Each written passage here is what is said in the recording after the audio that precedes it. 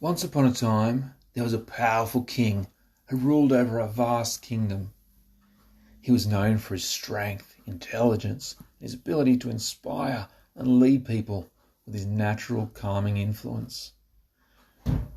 The king had 3 advisors who were known for their breathtaking innate strengths. The kingdom was a sight to take in deeply. And behold, with its sprawling green countryside, dreamy towering mountains looming in the distance. At the centre of it all stood the king's castle, a grand structure of stone and marble that glittered in the sunlight, providing an elegant refuge for the people in the court to feel at home. The castle was a labyrinthine maze of corridors and rooms, with intricate carvings and elegant tapestries adorning every surface. Although people reported becoming found within themselves by the revealing artwork within the twists and turns of the maze. The grand ballroom was a sight to take in with deep awe, and the royal gardens were serenely relaxing. That castle was a testament to the wealth and power of the whole kingdom. However, despite the opulence of the surroundings, outstanding achievements were never really easily gotten. And so the king was plagued by worry and doubt. His 3 most trusted advisors, the mystic sentinel, the thrill seeker, and the moralistic knower of all things, were at odds with each other, each convinced that their approach to problem solving was the only correct one. The king had tried everything to get them to work together, but nothing seemed to be working. He could feel the eyes of the kingdom on him, and he knew that if he didn't find a way to reconcile his advisors soon, the consequences could be dire. The king tried to hide his concerns behind a composed exterior, though these efforts burned him out and were taking a toll on his health. He would often be seen doing deep breathing exercise, pacing his chambers, trying to calm himself down and come up with a solution. Despite these strategies, giving the tingling signs of relaxation as his body sank and held those correct postures, he could feel the sickness gnawing at him, a physical manifestation of the unresolved stress and worry that had been eating away at him for some time. The people of the kingdom were beginning to talk, whispers and rumours circulating throughout the streets. Some were worried about the discord among the advisors, while others saw it as an opportunity to gain power and influence. The king knew that he had to act quickly, but he was at a loss as to how to proceed. He could feel the weight of his responsibilities bearing down on him, threatening to crush him under their weight. As the sun set over the castle, the king gazed out at the kingdom below, his mind racing with possibilities. He knew that he needed to find a way to bring his advisors together, to help them see the value in each other's strengths and weaknesses. He took a deep breath, feeling the cool evening air filling and refreshing his lungs. He knew that he'd need to find a way to stay calm and focused, even in the midst of chaos and uncertainty. The fate of the kingdom depended on it. His first advisor of the 3 was named Arcane Dreamweaver, the visionary, known for their incredible imagination. This advisor could dream up fantastical stories and ideas that would captivate anyone who listened. The king valued the quality of this advisor and often sought their opinion when it came to creative endeavours. However, the advisor's strength of imagination sometimes caused him to lose focus on important matters at hand. He'd get lost in his own thoughts and forget about the pressing matters that required his attention. As a result, the king had to remind him to stay focused and on task at hand. Arcane Dreamweaver was often seen wearing flowing, brightly coloured clothes that reflected their creative spirit. They had long flowing hair. They often tied back into a loose braid, and their eyes were a piercing blue that seemed to be constantly scanning their surroundings for inspiration. They carried a leather-bound journal with them at all times, along with a set of coloured pens and pencils. They had a relaxed and dreamy posture. They were often lost in thought, their facial expressions serene, with a hint of a smile playing at the corners of their lips. This visionary advisor, with their vivid imagination, reflected on every aspect of life. Arcane Dreamweaver was often lost in thought, coming up with new ideas and concepts that others would find hard to grasp. In their early years, they even struggled in school because they were distracted, but their imagination was so strong that they eventually found ways to succeed. They held a keen eye for detail and enjoy exploring new places and cultures. An Arcane Dreamweaver has a love of foods, enjoying the sensations that they can create. They're often seen wearing bright coloured patterns and have a distinct nature about their quality and choice of outfit. The second advisor, named Shadow Hunter, the thrill seeker, was a fabled adventurer. They loved the rush of adrenaline that came with taking risks and trying new things. Their adventurous spirit inspired the king to explore new territories and take on new challenges. Though this love of excitement sometimes caused them to overlook the needs and concerns of others. They may often act impulsively without considering the consequences of their actions. Shadowhunter the thrill seeker sometimes put the king and the kingdom at risk, because Shadowhunter was a taller, muscular figure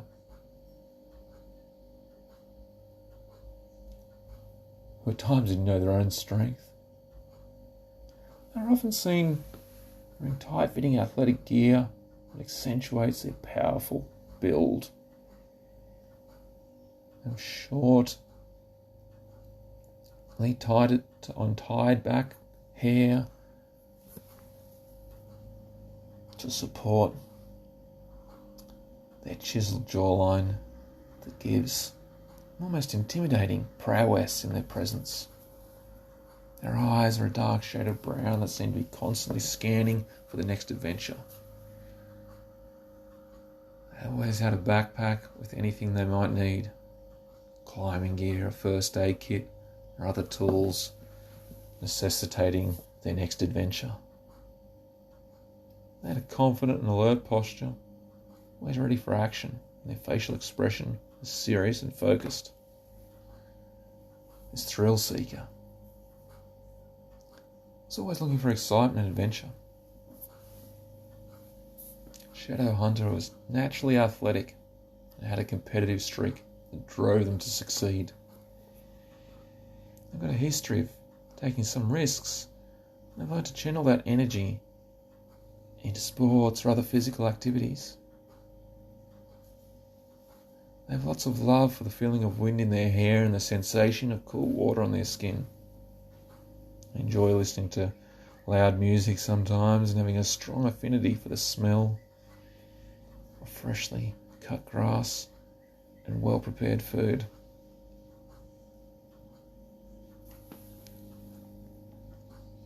The third advisor, named Willow Mist Sentinel, was the mystic moralist. They were a person of strong moral character. They believed in doing what was right and just, and they have a clear sense of being able to deliberate right and wrong. Their unwavering principles gave the king and the people of the kingdom a strong sense of purpose and direction. although their strong moral compass sometimes made it irritable in their demeanour, and they could be prone to speaking in a harsh and abrasive manner. They would often lash out at those who didn't share their beliefs or who acted in ways that the mystic moralist may have considered to be wrong. Wilhelmist is a striking figure, with long flowing hair that cascades down into loose waves, and a piercing deep shade of green eyes that seem to see through the very soul of those around. Wilhelmist is often seen wearing a long flowing robe made from natural fabrics, adorned with symbols of the earth and the moon. Their demeanour is calm and measured, exuding a sense of inner wisdom. Their facial expression serious yet approachable at most times. They have a composed posture. They are often standing tall with their arms crossed. Wilhelmist was born into a family of seers.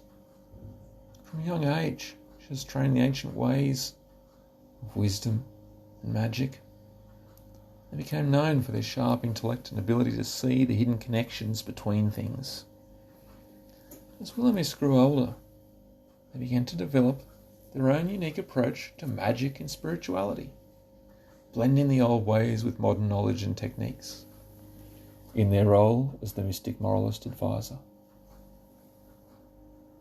Wilhelmist was deeply respected by the king, offering guidance and wisdom on matters of ethical dilemmas, morality and spirituality. Wilhelmist was known for the ability to cut through the noise and confusion of the modern world and to offer clear and practical solutions to complex problems. The unique blend of ancient wisdom and modern knowledge made them an invaluable asset to the kingdom. This moralist advisor, with their strong sense of right and wrong, could be dichotomist at times in their black and white way of thinking, sometimes being so rigid and deeply committed to their values and principles that they're often seen as the most powerful moral compass by others. They have a love for routine and structure and enjoy following rituals and traditions. Wilhelmist has a keen sense of taste, savouring the balance of bitter and sour foods. They're often seen wearing timeless clothing and have a distinct air of flavour about them. One day the kingdom was faced with a great challenge. A neighbouring kingdom had launched an attack, and the king and his advisors were struggling to come up with a plan to defend their people. The king called on his advisors to work together to find a solution. It was now more important than ever for the advisors to find a way to work together in order to inspire the people of the kingdom to be at their best and to fulfill their ultimate potential. As the advisors sat in the council chamber with the king, the first advisor began to weave a tale of complex magical strategies that could help them defeat their enemies. The second advisor suggested something more outgoing, less imaginative, that they launch a surprise attack on the enemy's stronghold. While the third advisor, the moralist, argued that they should focus on protecting their people and minimising casualties. As this debate went on, the king began to realise that each of his advisors had a unique strength that could help them in the current situation. However, he also saw that each of their strengths could become a weakness if not tempered with wisdom and perspective. Before the big ideas and outlandish feats and moralistic determinations could collide with one another, the king reminded his advisors that their strength of imagination could lead them to lecture about big ideas and to overlook practical considerations. Their love of thrill-seeking could cause them to take unnecessary risks and be too quick to say things that weren't entirely true. Their Their strong sense of morality could create a tendency to categorise things in black and white and thus blind them to the needs and perspectives of others. The king realised that personal strength, like any weapon, can be dangerous if not wielded with care and respect for others. But when used wisely and with consideration for others, personal strength can be a powerful tool for good. The king urged his advisors to work together, combining their strengths and checking each other's weaknesses. With their combined respectful efforts, they were able to come up with a plan that would protect their people and defeat their enemies. The kingdom was thus saved, and the people of the land were once again astounded with deep gasps and relieved of all their tensions with the awesome achievements of the well-integrated plan. After the successful defence of the kingdom, the king wanted to ensure that his advisors continued to work together effectively in the future. He devised a strategy to help them appreciate each other's strengths and accept each other's weaknesses kindly. The king gathered his advisors together and asked them to take turns sharing stories about times when they overcame a personal challenge. The first advisor talked about a time when his imagination helped him solve a difficult problem. The second advisor shared a story about a time when their thrill-seeking spirit helped them push through a challenging situation. And the third, the moralist, shared a story about a time when their strong sense of right and wrong gave them courage to stand up for what was right. Through these stories, the advisors began to see each other in a new light. They appreciated each other's unique strengths and the value they brought to the team. They also saw that each of their strengths had a potential weakness. They were linked. And they could support each other in balancing that weakness that was part of their strength, so as to overcome challenges and be the best versions of themselves. The king also encouraged the advisors to practice kindness and empathy towards each other, because he wanted them to not criticise each other's weaknesses, but to notice that their weaknesses were part of their strengths and support that within each other. He reminded them that they are human and that all of us humans make mistakes from time to time. Instead of criticising each other, he urged them to offer constructive feedback and support. As the advisors began to practice this daily, they noticed that their working relationships improved significantly. They were more willing to listen to each other's ideas and collaborate to find solutions to problems. They also became more open-minded and willing to learn from each other in cooperation. Towards the time of now, the advisors simplified this practice by setting aside time each day to share something they appreciated about each other. These small acts of kindness helped to build trust and support, making them a stronger team overall. As the advisors continued to practice acceptance and praise of each other's strengths, while kindly acknowledging weaknesses, they began to see the long-term benefits of this approach. They realised that accepting their weaknesses as part of their strengths didn't mean they had to correct everything and be perfect. Rather, it meant they could find ways to measure out their energy and reduce the negative impact of their weaknesses, while increasing the positive outcome of their strengths for the betterment of themselves and everyone else. The king was pleased to see his advisors working together so effectively, and he knew that this practice would serve them well in the future. He realised that building a team was not just about recognising individual strengths, but also about supporting each other's weaknesses with kindness and empathy. To understand that one is part of the other, The king knew that in order for his advisors to continue to work at their best, they needed to take care of themselves, both physically and mentally. He encouraged appropriate boundary setting that would allow his advisors to take time out to soothe themselves, to prevent burnout. He instructed his advisors to schedule breaks throughout the day where they could recharge and clear their minds. During these breaks, the advisors were encouraged to engage in activities that they found soothing and calming of their own interest, such as meditation, yoga, or spending time in nature. The advisors quickly realised the benefits of taking regular breaks and prioritising self-care. They found that they were able to recharge quickly and effectively, allowing themselves to maintain their peak performance and to avoid burnout. The king was pleased to see his advisors taking care of themselves, and he knew that this would ultimately benefit the kingdom as a whole. He knew that by investing in his advisors' well-being, he was investing in the success of the entire kingdom. The advisors found that accepting their weaknesses helped them to become more self-aware and understand their limitations. They were able to prioritise their time and energy more effectively, focusing on their strengths while delegating tasks that played to their strengths of others.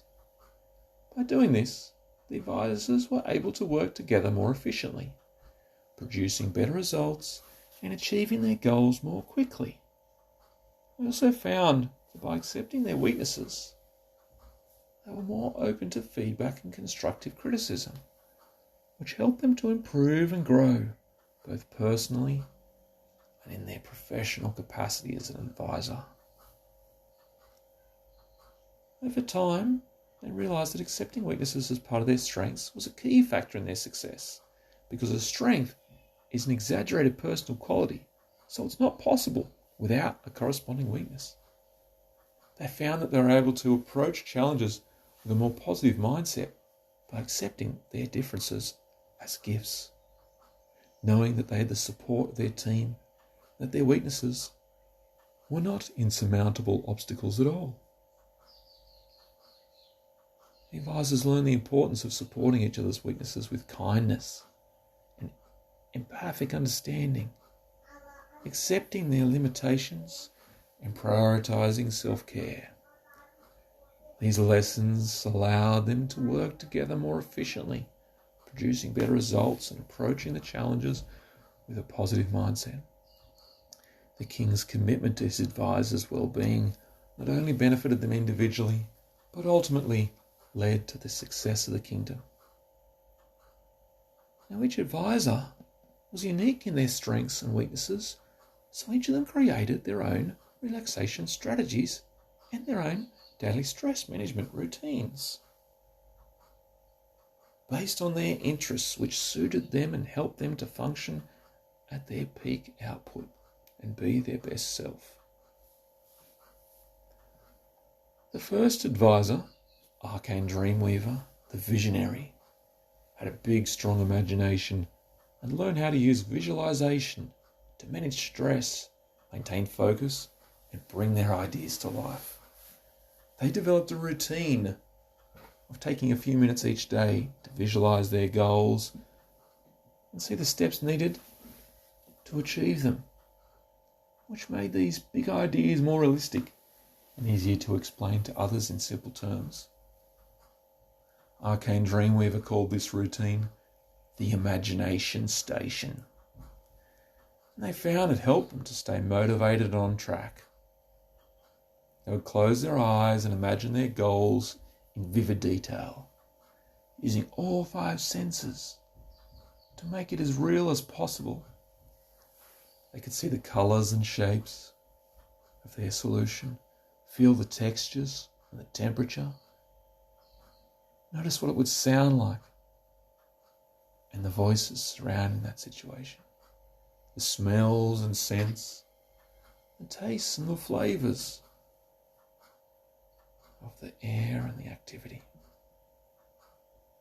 This allowed them to experience the idea in their mind and make it more tangible. So the advisor also realised it was important to acknowledge the emotional component of the idea.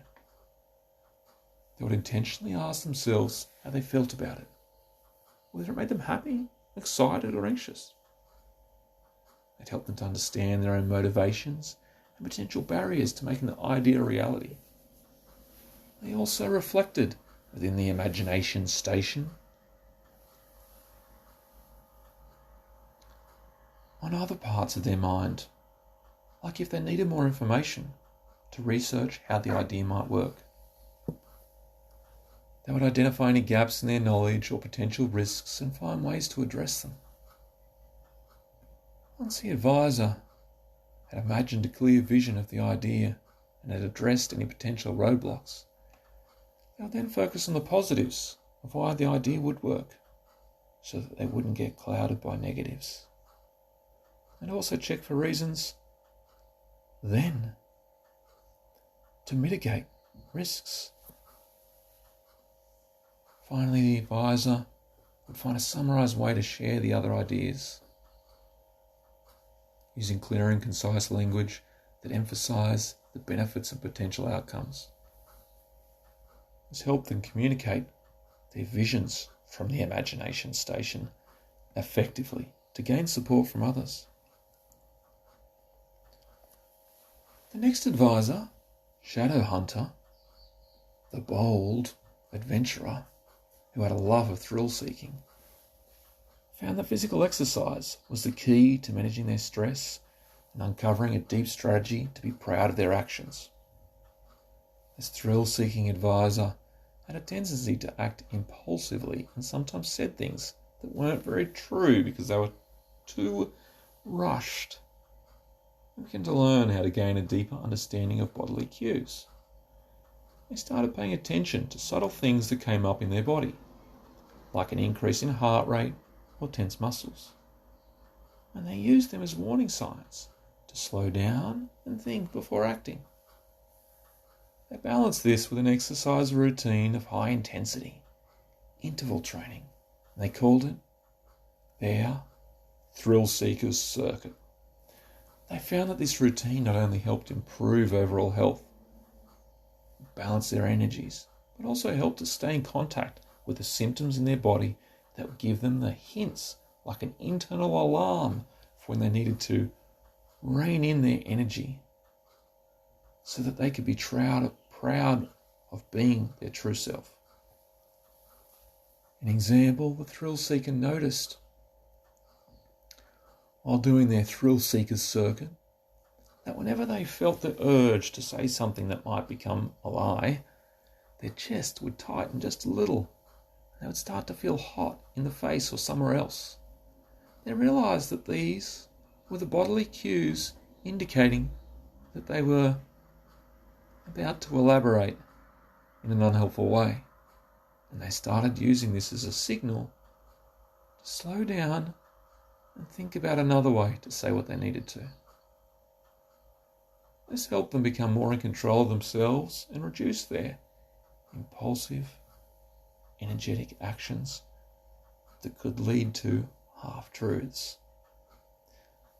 As the thrill seeker started to notice these bodily cues during their thrill seeker circuit, they would more often respond to them appropriately.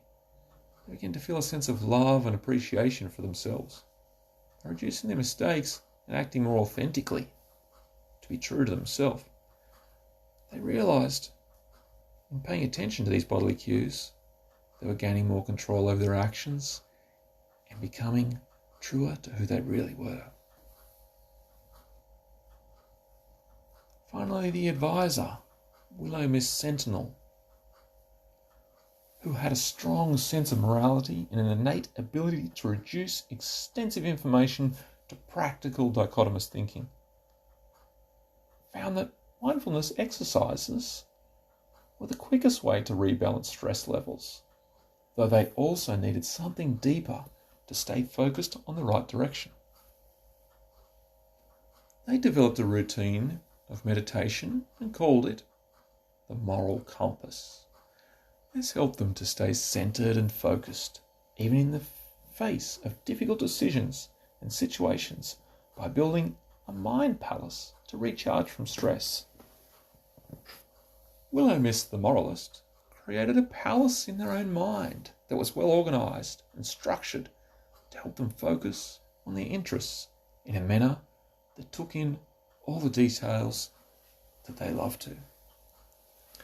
They researched their interests while keeping their moral compass in mind, which helped them sort and categorise different shades of grey in their mind. Upon imaginarily entering their mind palace, a moralist would often observe bodily cues, like the wavering needle on a compass, such as tension in their neck or a quickening of their breath. Whenever people disagreed with their dichotomously determined black and white conclusions that they found so helpful but others didn't appreciate, they would use their sorting ability within their mind in the palace to redirect their moral compass towards accepting other viewpoints by imagining theirs and others' ideas on the giant compass that formed the floor in the foyer of their imagined palace.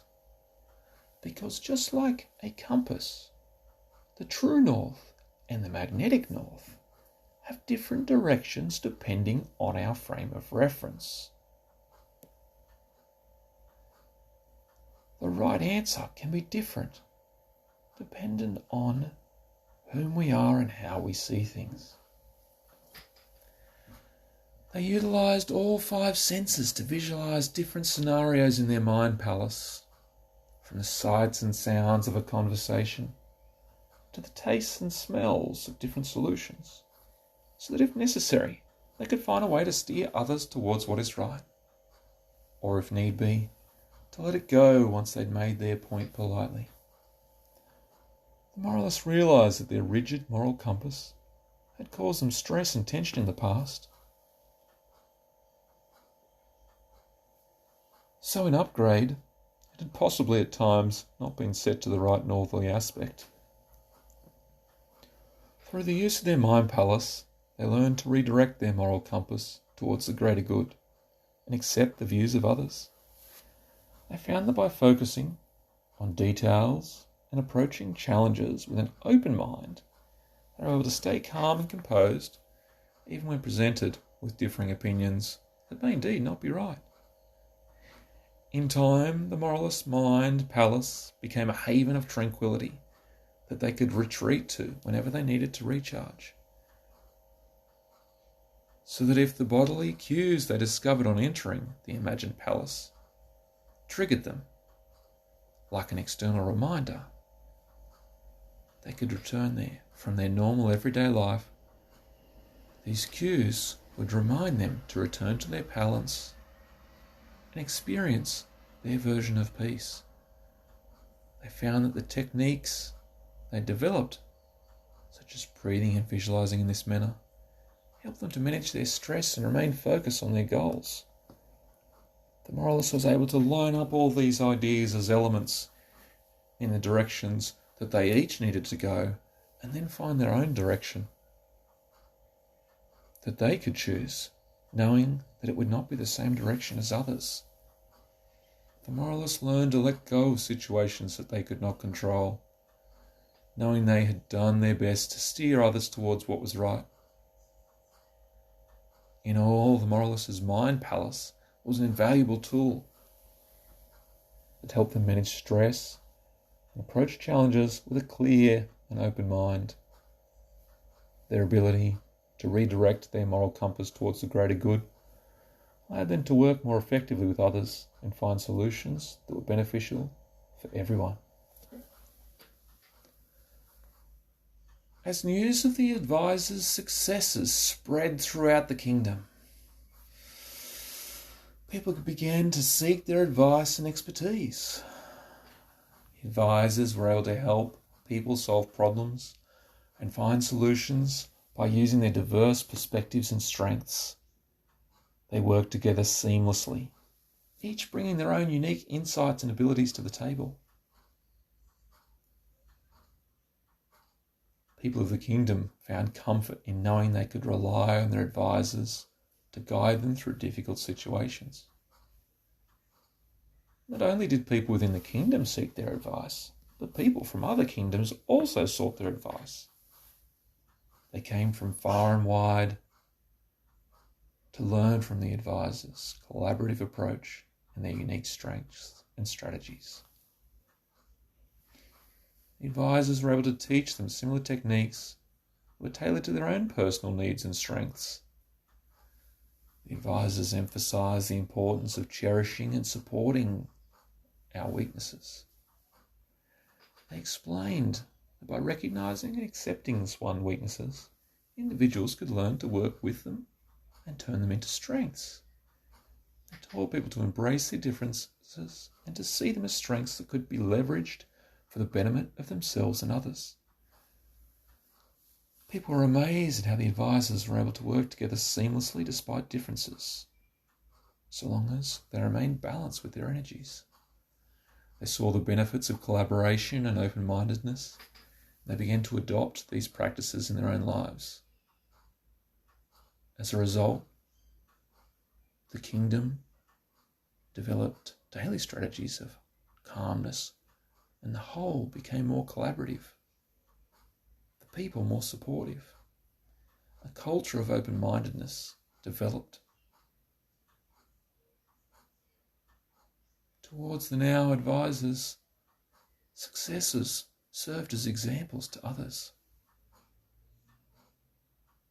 They showed that by recognising and embracing differences, people could work together more effectively, solve problems more efficiently, and achieve their goals more quickly, so long as they meted out that energy. And their legacy lived on, inspiring future generations to work together and support each other's strengths and weaknesses alike. Despite the differences in their relaxation strategies, all three advisors found that taking time for self and stress management was essential for their success. They found that by embracing their strengths and weaknesses and creating routines that played to their strengths, they were able to function at their best and achieve their goals. In conclusion, each advisor created a unique relaxation strategy and a stress management routine that matched their strengths and interests. By doing so, they were able to maximise their functioning and achieve their goals. The imagination station, the thrill seeker circuit, and the moral compass are just a few examples of how accepting our strengths and weaknesses can lead to the creation of effective self-care routines that support our well-being and success. In accepting our weaknesses as part of our strengths, it's a powerful approach to personal growth. It allows us to become more self-aware, to prioritise our time and energy more effectively, and to work together more efficiently. By embracing our weaknesses, to use them as opportunities for growth, we can achieve our goals from here forward to reach our full potential while contributing to the excessive successes of those around us in ways yet unimagined.